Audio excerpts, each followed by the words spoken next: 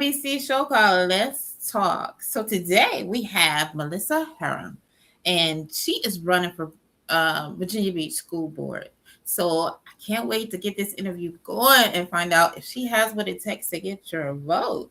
So hi, Melissa. How are you? Good. How are you doing? Thank I'm you good. for having me. I'm great. Now, would you like to tell the people about yourself? Sure. I have lived in District 4 for almost 23 years. My husband is prior Navy, and we have 7 children that we've raised here. So family is super important to us. Um, I have spent the past 20 years focused on education, not attached to the system, but definitely teaching classes focused on learning and really paying attention to how our schools are doing. I have been a coach, Sunday school teacher. I'm a business owner, so very involved and invested in our community. Our church is very important to us. We are faithful members, do a lot with our church and within the community in that regard. Okay. Now I have some questions for you. Are you Okay, ready? You ready? I'm ready. Okay. So what made you want to run? Um, about 6 years ago, I started attending the school board, the meetings, and meeting people and just learning more about what they were doing, getting involved. I had gone to a few trainings and started helping with some of the campaigns of the candidates at that time. And then recently, a few people had contacted me, just knowing my passion for students and my um, passion for parental involvement and just transparency with the parents, that they thought that I might be interested in running. So my husband and I discussed it, prayed about it, and just felt like I needed to just move forward with it. You know, God has put me in this position. He's given me the experience that I've had, and it was just time to move forward and be part of the solutions, be part of helping our schools do better, helping our students achieve the education that they each deserve. So it's just kind of the cards just fell into place, and now's the time. Okay, awesome. So now, how can you ensure that the board stays focused on student needs and not political agendas? I love that question. Honestly, I think it comes down to accountability. We really need to get back to the basics. We need to get back to allowing teachers to teach academics, let the parents do the parenting, have transparency so that parents know what's going on. They can ask questions and be involved. I also believe that we really need to keep a close eye on curriculum. In the past, it was a little easier, but with so much being online, it's getting more difficult for parents to really be involved and kind of know what's going on. So the transparency there and holding the superintendent accountable to that is really key. Okay, awesome. So now, teachers can barely afford to live in the city where they work. What are your ideas on how we can change that? I I understand it's such a struggle, and I am very concerned with that because we have to do well by our teachers. They're the core of making our schools operate. They're who we count on for educating our students. And it is vital that we take really good care of our teachers. I think the best way, um, every year it's going to be different based on the budget that the school board receives. So they're going to have to look at it. And of course, nothing's going to be the same from year to year, different projects that come up. I do like what the current board has done in the fact that they looked at different options. They didn't just take the first one. with the budget for the Betty F. Williams plan.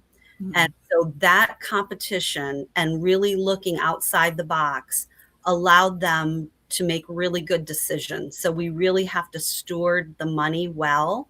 We need to make sure that there's, I don't know how to say this, the procurement laws that are in place to make sure that there isn't like a good old boys club happening where just anybody gets the bid for it. So we need competition. Competition will bring prices down and make us in a position where we're better able to take care of our teachers, because we need to do that. We have to. Okay, okay. Now, one of the high schools received a lot of bad press due to racist tensions. Now, how would you handle a complaint a district parent would come to you with, and how do you ensure schools are operating fairly? Any complaint that comes forward really needs to go to the superintendent. The superintendent is going to have to investigate anything. I think the key for the school board is having an open line of communication and being willing to listen. And I will say that I've talked to lots of families, lots of teachers, and that seems to be a recurring thing where people feel like they are not able to speak up.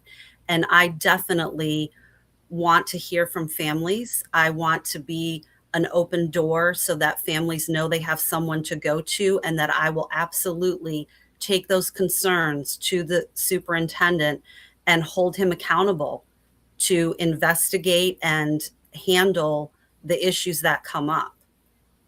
Because Okay, racism it's never acceptable, ever. awesome. Okay, so now your website says balanced use of technology. What do you mean by that? I have been watching the technology issues for years, asking a lot of questions and trying to figure out where this is coming from, why it is um, been such a big deal with the technology. And it's never going to go away, but I do believe that we can reduce it. We can bring it back to some more common sense policies. I'm so thrilled that they have reduced the technology for the little ones. And I think a gradual shift would be very helpful. I've seen, not necessarily in our area, but in other areas where they'll say, take one class, and instead of having that class use technology, the English class will go back to paper books. And it's so important. It changes the way students learn. And so I think a gradual reintegration, I'm sorry, that word is not coming out well. A gradual shift to paper and books would really help our students. And I don't think it's going to happen overnight. But I know that that's what the parents want. Teachers are saying the same thing. The technology is just not doing what we thought it would. And we tried. It's fine. You know, we can't know until we do something. But now we know, and now we can do better. Okay. And you also talk about fiscal responsibility. Can you tell me a little more about that? We need to go line by line every year, every budget. We cannot just let something slide because that's how it's always been, or this is what we've always spent the money on. We need to be diligent in looking at each thing, how it impacts students. It always goes back to the students. So if we see something that we've always spent money on, but it's really not panning out for students the way we want it to, we need to be willing to make changes. And that goes year by year, item by item. There's no other way around it. Okay. And parental involvement. What does that look like? We need to have transparency with the parents. I hear from lots of parents all the time that they are not feeling as connected. They don't know what's going on. But at the same time, we need to hold parents accountable, bringing them in, calling them when things come up, when the behaviors or when the academics are not going the way they need to be going, we need to call the parents in and have conversations. I think this is where teachers and parents can join together, have relationships for the student. That's another area where we can see that students do better when the adults around them are working together, whether it's an aunt, a grandparent, their next door neighbor, their coaches. When they all are on the same page working together, it makes such a difference for the student. And we need to get back to focusing on the students. Awesome. Okay. And for my last question, if elected, what are your top three goals that you hope to accomplish? I think it goes back to that first question. How do you stay focused on academics and not political agendas? So that would be my number one, is to let's get back to the basics. Let's allow the teachers to teach the academics, the parents to do the parenting at home. And then the second one would be reduce technology. We've seen that it has had devastating effects for our students. They've done studies where the kids who are reading and writing with paper, their brain synapses are firing in ways that are just not happening on technology. So having a goal of reducing that would really benefit students. And then the last one sort of is also a question that you have already asked, which is about teachers. And I have spoken to hundreds of teachers, and I have so many friends that are teachers or former teachers, and every last one of them talks about their work environment or their former work environment if they're no longer with the schools.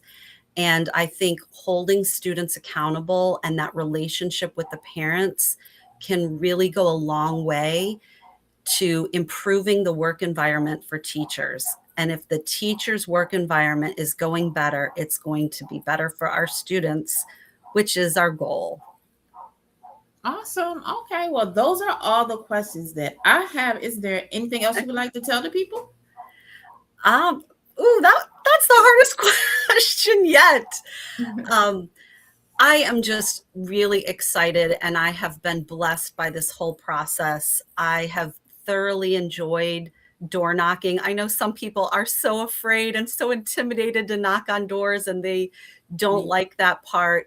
But I love hearing from the constituents. I love hearing the good things that are happening in our schools, and to empathize with them over the things that they're struggling with and they'd like to see change, and just looking forward to being an advocate for District 4 and working to improve our schools and help our students achieve the academics that they each deserve. Well, awesome. I want to thank you so much for stopping by and chatting with us. Thank you. Thank you for having me. I appreciate it. All right. Well, y'all have a good day. Bye. All right. Good night.